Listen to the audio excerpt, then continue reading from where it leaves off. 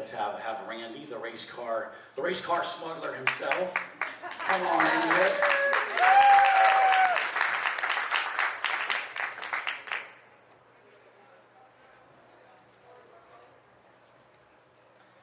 And so, a round of applause for Randy here. And so, I'm going to let Randy tell his story. And if any of you know Randy, we don't have to, and I apologize for my voice up front. I can hear it raspy. We've been doing a lot of talking the last few days. If you know Randy, you know that we don't have to encourage him to talk. We'll have to be limiting Randy and the details he gives because he's such a great storyteller. But I just want to say first, it's very important for us to realize that there's people that came before us that made what we're doing today possible.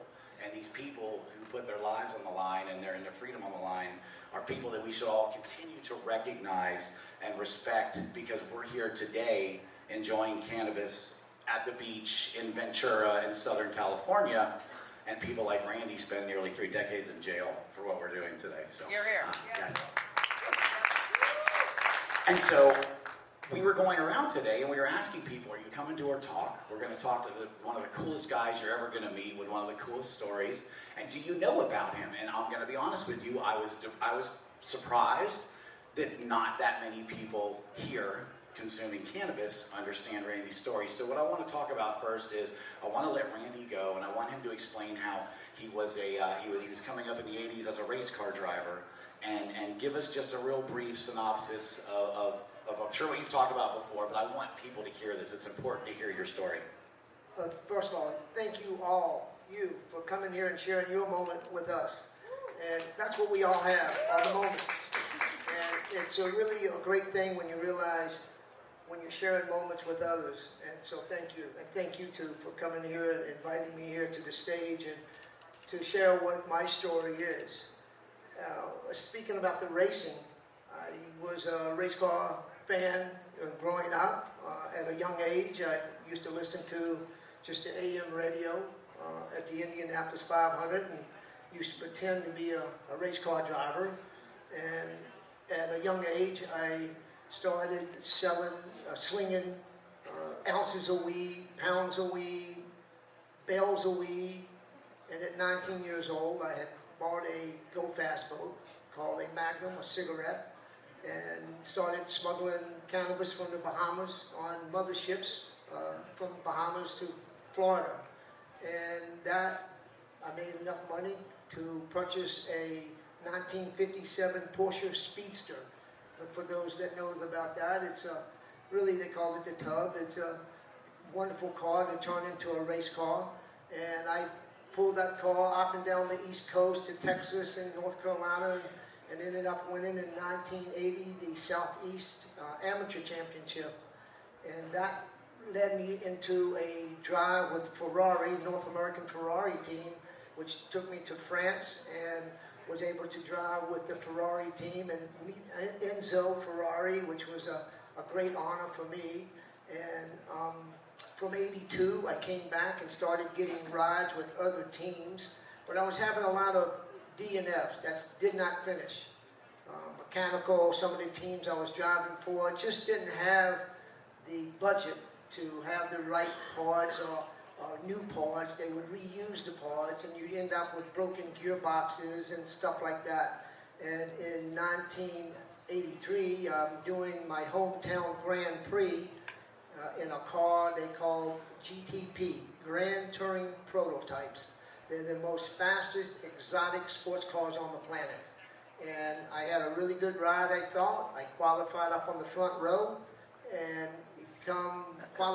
practice on the morning of the race. My gearbox broke.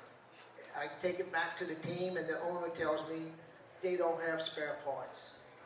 So I told myself at that moment, because I got my family, everybody at the hotels, and just a lot of people in special booths.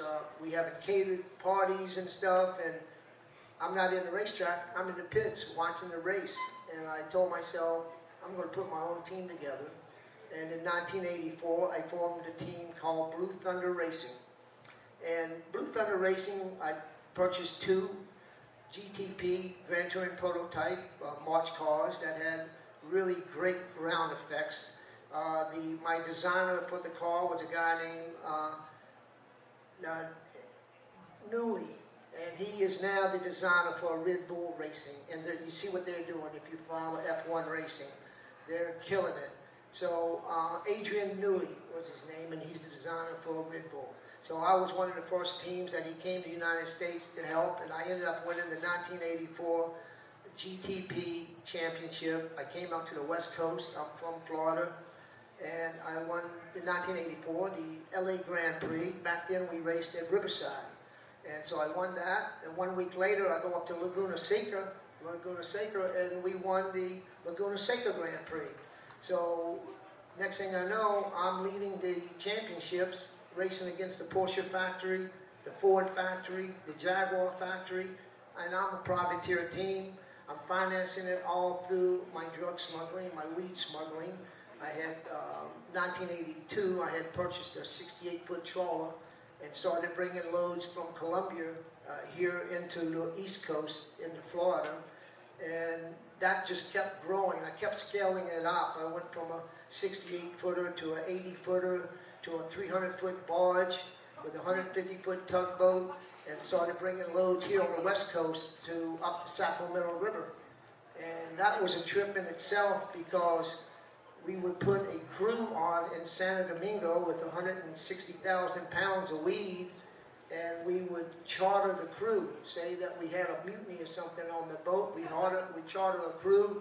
They wouldn't know the weed was hidden in the ballast. And we would bring it in, we would clear customs, and then I'd have the boat pull the tug to the Sacramento public docks.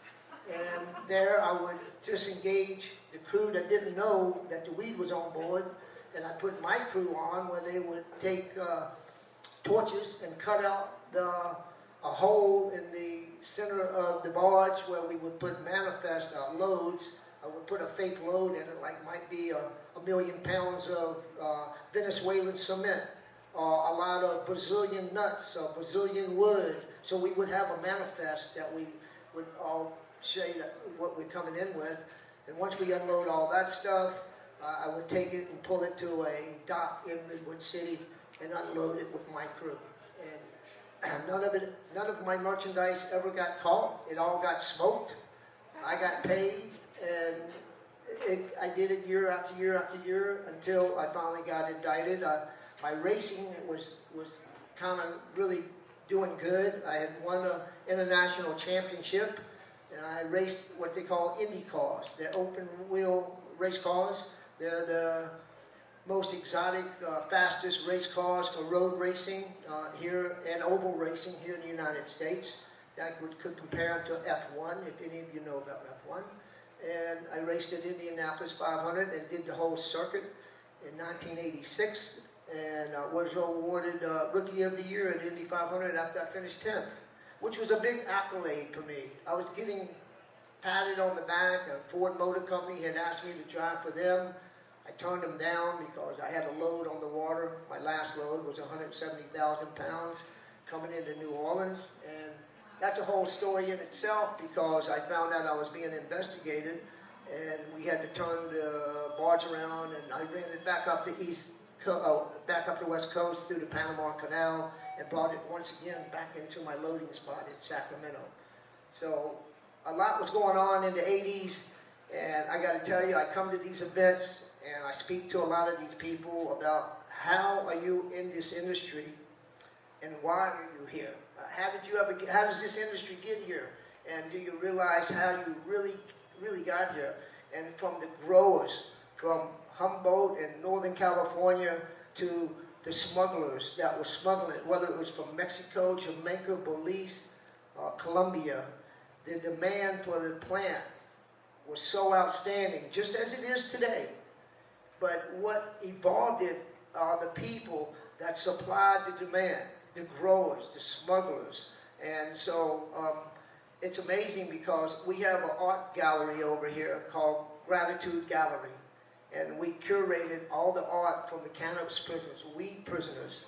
And if you haven't come over and seen it, come and check out their artwork. It's in Hall D, and all the proceeds go back to the cannabis prisoners. which we'd love to talk about later. We got a non-profit organization called Freedom Grow, and if you don't know about us, check us out. Thank you very much for that, Randy. So as you can tell, we've got somebody who probably moved more cannabis than all of the brands in this area combined by himself. Hundreds of thousands of pounds. So it's very, we're humbled to be sitting. Well, it wasn't by myself. Well, but with your crew, I have a crew. Like everybody else in any business, it's all about teamwork. And when you gel with someone in a team, you get things done, you have synergy, and it's all about one team, one dream. That's true.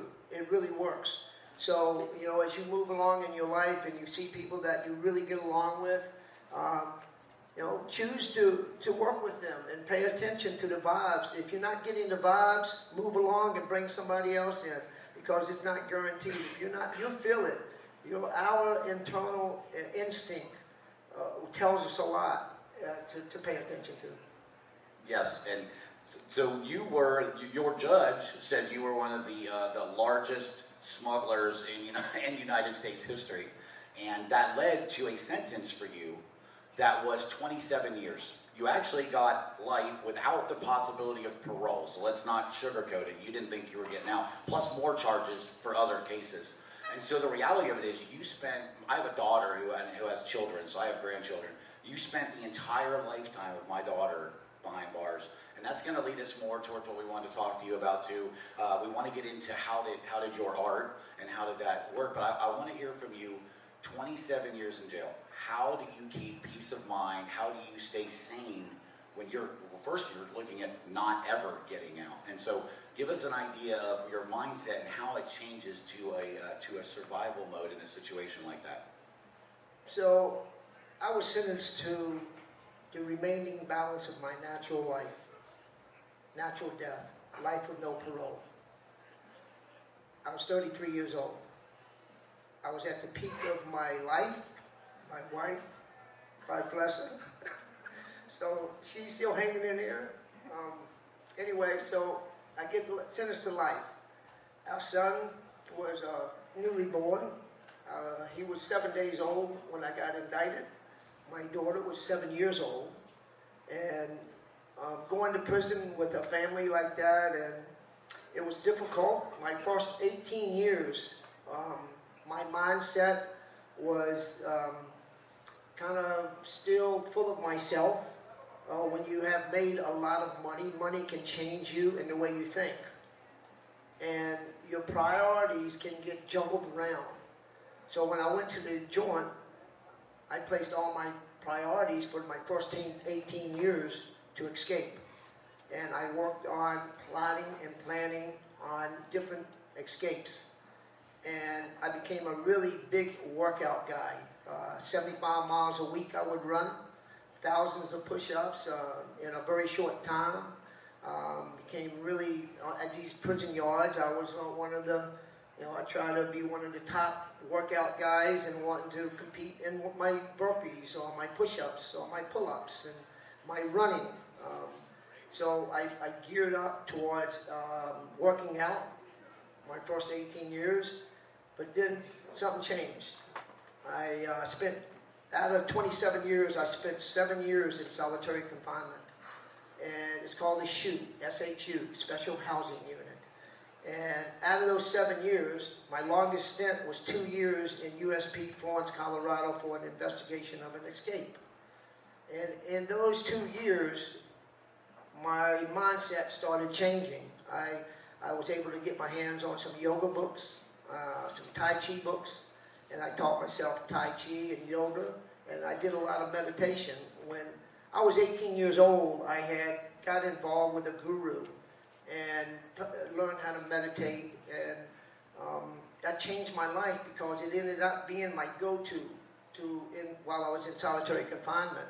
So meditating and yoga and Tai Chi, I come out 2 years later and I had enough knowledge about yoga to become a yoga instructor in a maximum security penitentiary. And teaching these men yoga and breathing and just practicing mindfulness changed my life. I became a volunteer suicide companion. For the last 9 years, I was a volunteer suicide companion, and I would sit with men for 4 hours a day. If they wanted to talk, I would talk. If not, I'd just sit there. But it changed the way I think, and I came to understand all of you, if you don't know your purpose in life, we all have many purposes, and our purposes change throughout our journey. And if you don't know your purpose, the easiest way to find your purpose is look in within you and see what breaks your heart. If you see what breaks your heart, you'll find a purpose. It sounds weird, but it's true. So I found a purpose in helping others or having compassion, and now I'm the CEO of freedomgrow.org. We support cannabis prisoners and their children. We have close to 260 some people, men and several women, that are currently incarcerated for weed only. And we have quite a few children, close to 160 children, and we're currently vetting 30 new prisoners. So even in this day and time, they're still ramping it up and arresting people in the black market, to the traditional market, for distributing cannabis, and it's still going on. So I got through the hardships through prison, through my mindset of working out and running and a lot of chess playing. I'm an avid chess player. I love to play chess. Yeah, I play online and other things as well, but working out, but then changing my mindset and living a life that is mindful, and that means paying attention throughout the day. As you go through your day, if you just take a few moments while you're going to a water fountain or you're using a bathroom or whatever it is, if you practice being aware of what it is you're thinking, being aware of what it is you're feeling, you'll be surprised at how it will really change your life, because all we have is the moment. We have this moment. You don't have the moment that you had before you walked in this door, and you don't have it until this is over and you walk out. But you do have right now. So practice paying attention, listening, and I say one of the greatest gifts that we can give to others is being a good listener, because you might share something with somebody else, and that's it. It's amazing how being in service to others can actually enable you to be more mindful. Thank you. And I got to tell you, it's so many ways you can be of service to others. Putting a smile on your face to someone at a grocery store. That's a small thing. The cashier, giving a smile and hello, shaking someone's hand. You know, that's being of service, because you're uplifting someone, and it's a beautiful thing. It really is, because when you start being of service and you're really living with good intentions from your heart, this energy that sustains us and created us all starts giving you an abundance of things in all areas of your life, whether it's financial, relationships, whatever it is. Abundance starts coming in your life, and that's how you manifest. It's crazy. I had a natural death sentence for distributing cannabis. They just gave me a cultivation license in the state of New Jersey. And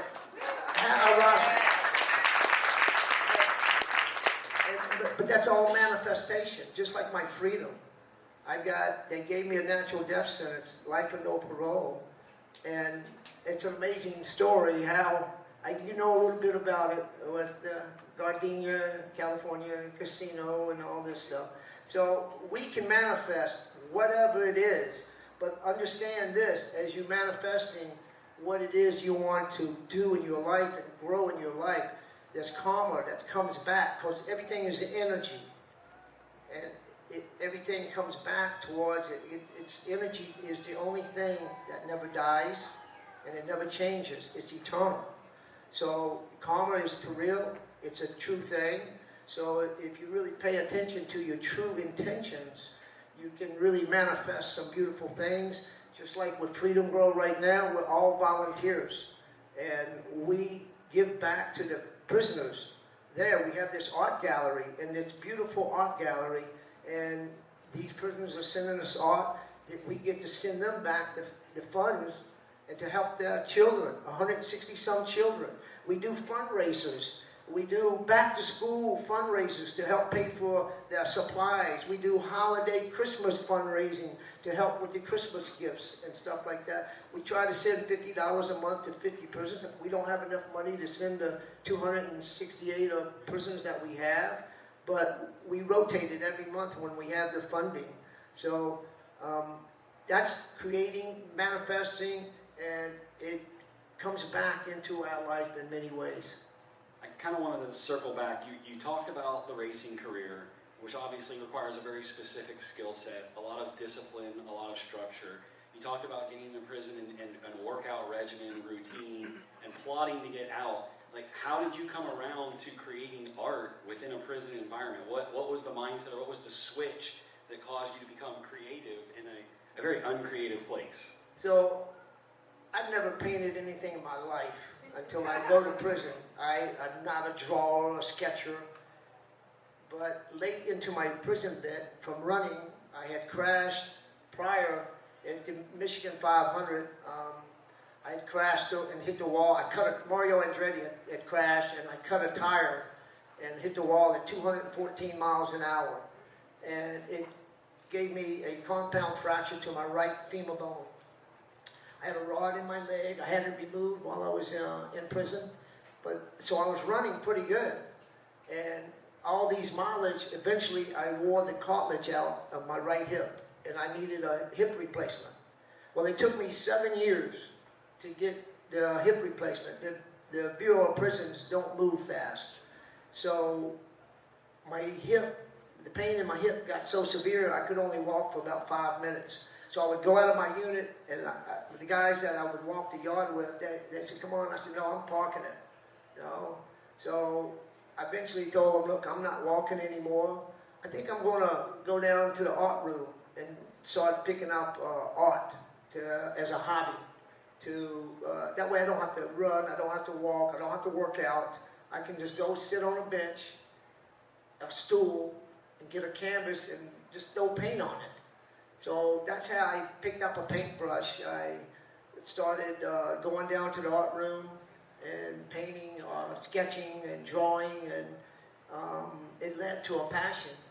And now my art, I donate my art to the cannabis prisoners. I have some pieces over there for sale.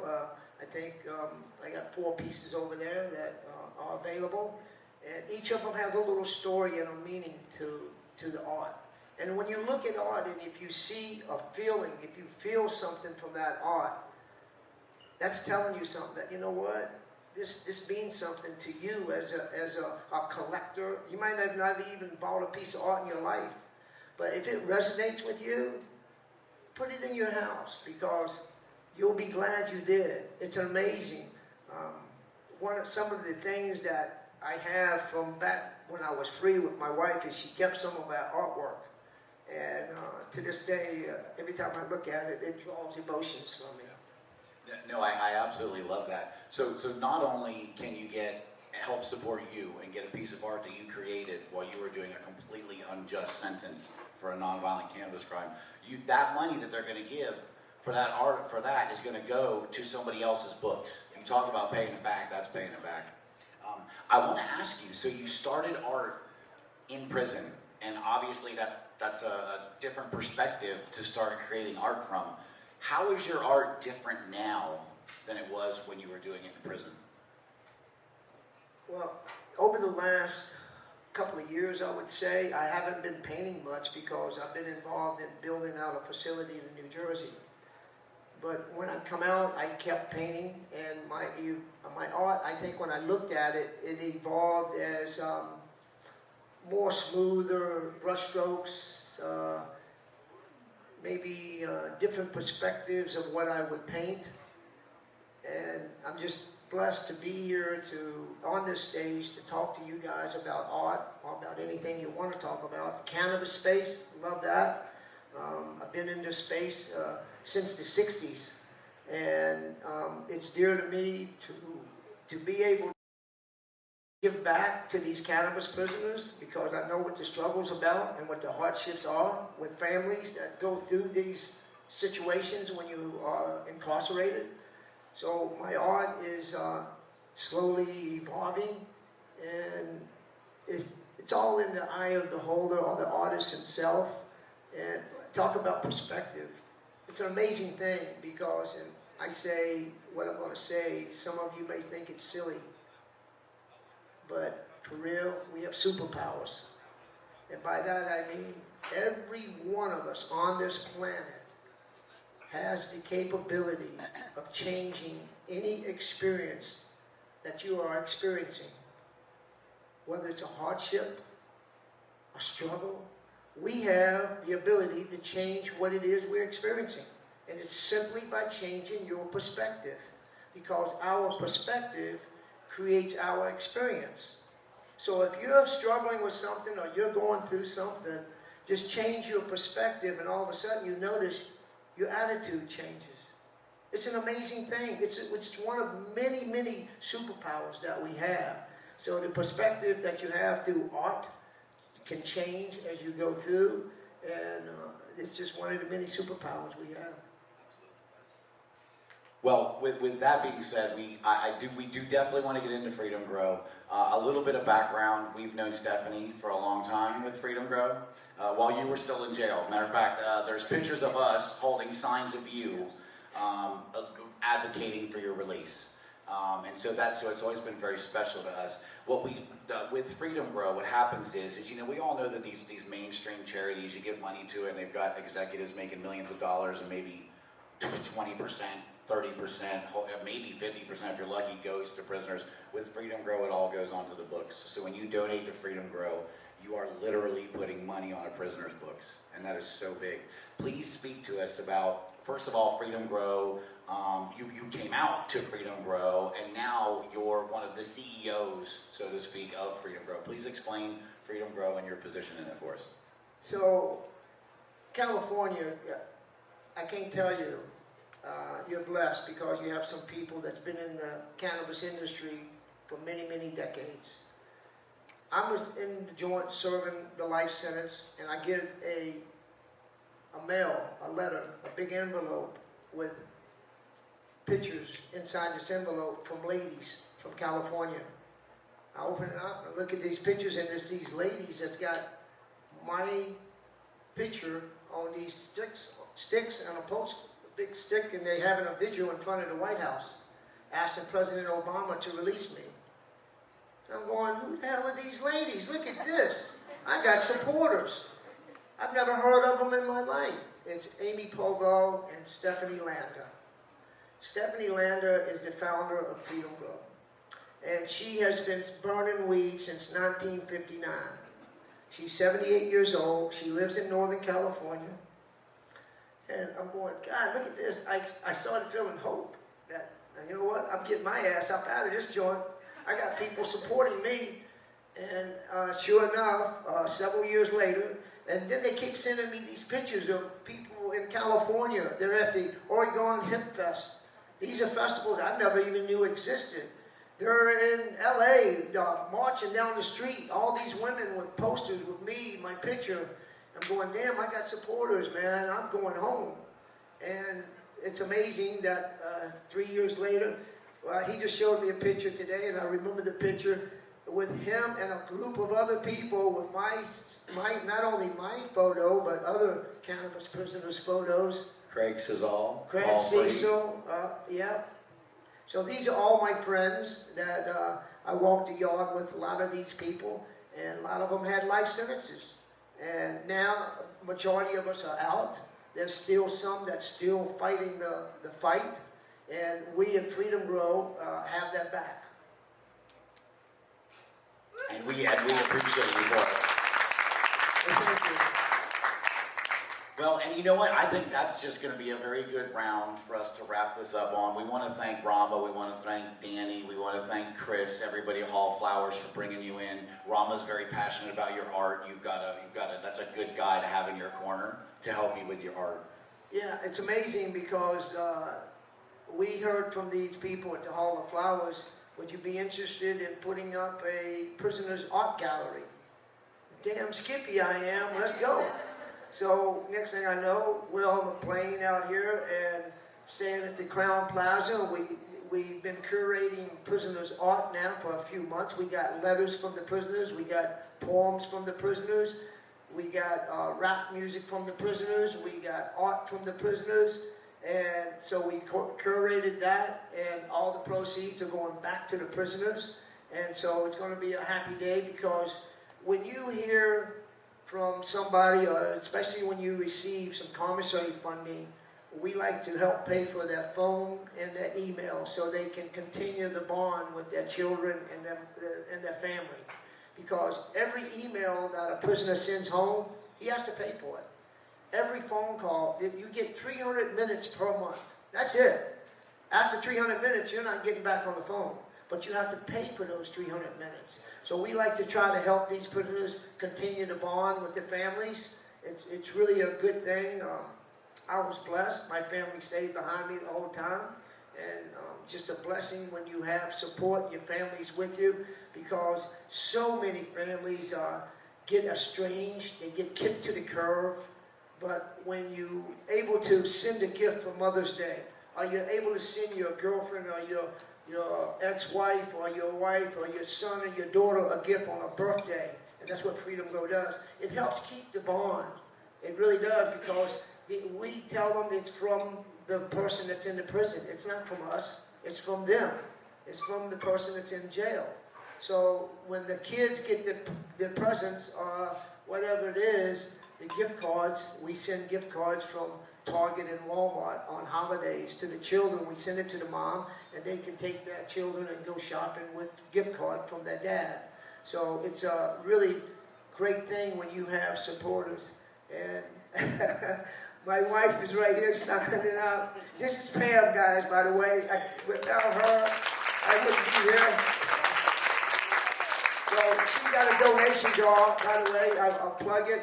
I have a little hard time asking sometimes. If any of you like to donate, you're welcome to donate. Thank you. And you're welcome. Come in. If you haven't visited the art gallery, come over and say hi, because you're paying homage. Remember I told you, you have moments. By sharing your moments, just by looking at a prisoner's art, right there, you're sharing your moments, right there.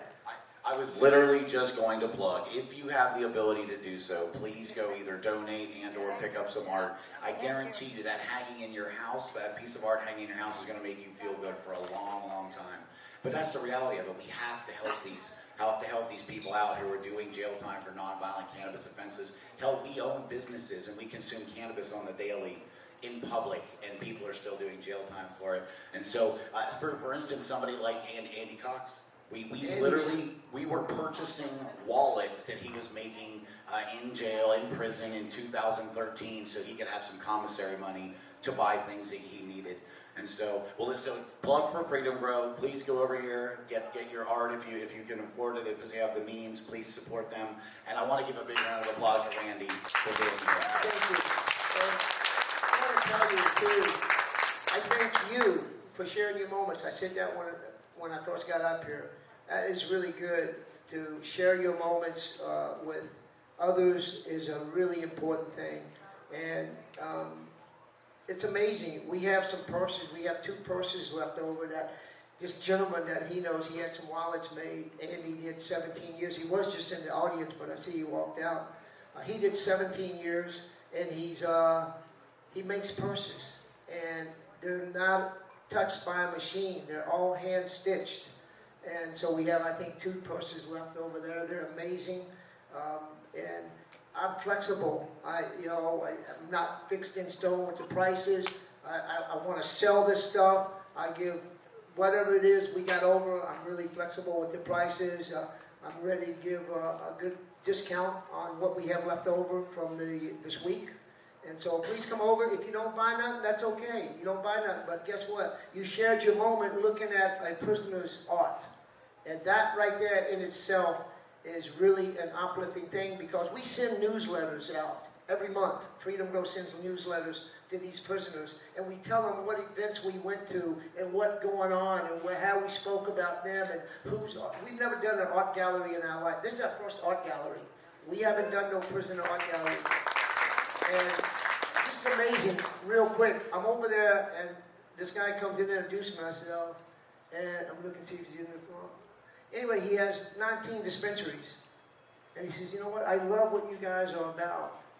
I want to do something in my dispensaries. Here's my contact information. I'm all through California. We got 19 dispensaries. We want to put your Freedom Grow artwork and stuff in our dispensaries and help donate. So that's how we create and manifest abundance in life, by giving back to others.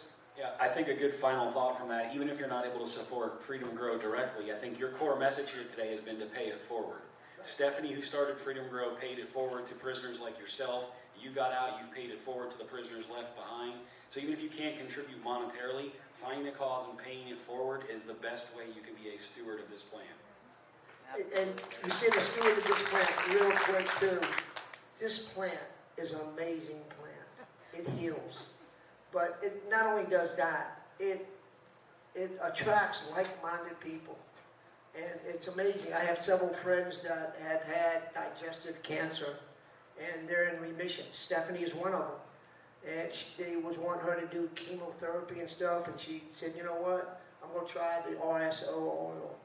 And she did that. She's in remissions for about 10 years now. She's 78 years old, and is an amazing woman to put her, she was in her 60s, and she got a license to cultivate in Oakland, California, and the feds indicted her, and she gets 5 years in her 60s. She goes to the prison, comes out, and starts Freedom Grow. So that's how Freedom Grow existed. That's also how some of these other non-profit cannabis organizations got that list from. It's from Stephanie, and she graciously gave them the list, and it's a wonderful thing. I could not agree more. And as I said at the beginning, we could talk with Randy for several more hours.